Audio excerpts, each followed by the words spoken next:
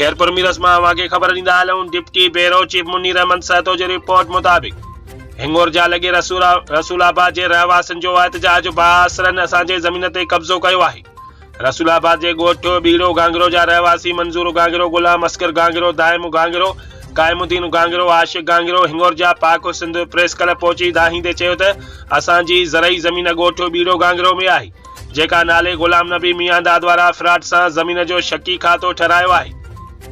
जंहिं ज़मीन जी एराज़ी तक़रीबन 15 जरेबा आहे, जेका ज़मीन असांजे वॾनि जे नाले जे रिकॉर्ड में आहे ऐं असांजो सीनियर सिविल जज गंबट में केस हली रहियो आहे ऐं ज़मीन असांजे कब्ज़े में आहे। हाणे गैर कानूनी तरीक़े सां नाले गुलाम अब्बास राजपर वेठल शाह जी मशीन ऐं गुड्डू राजपर वेठल गुलाब, हाजी सिकंदर शंबानी, आज़म शंबानी, ज़ाहिद शंबानी, शाहनवाज़ राजपर कानून जे खिलाफ़ ऐं अदालत जी तौहीन करे ज़बरदस्ती असांजे घर ऐं ज़मीन ते कब्ज़ो करे रहिया आहे।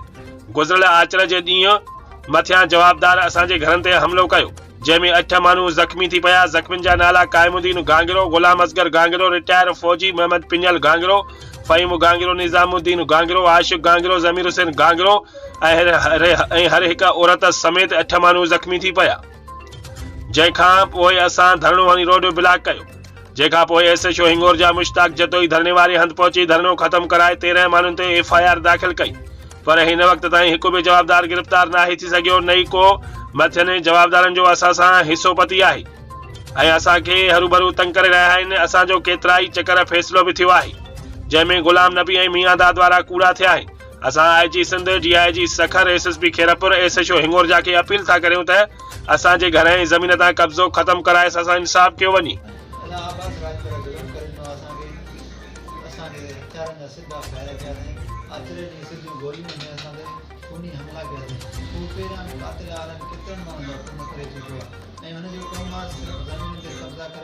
पैसा वठण, माण्हू मारण, असांजे ॿारनि बच्चनि खे धक्का हणाया, असांखे सिधियूं गोलियूं हणियूं, असांखे ख़तरो आहे मां वॾो। हुनजो पीउ बि कातिल हुयो, चोर हुयो। हुनजे पीउ खे बि कोर्ट मां सज़ा मिलियल, सज़ा मौत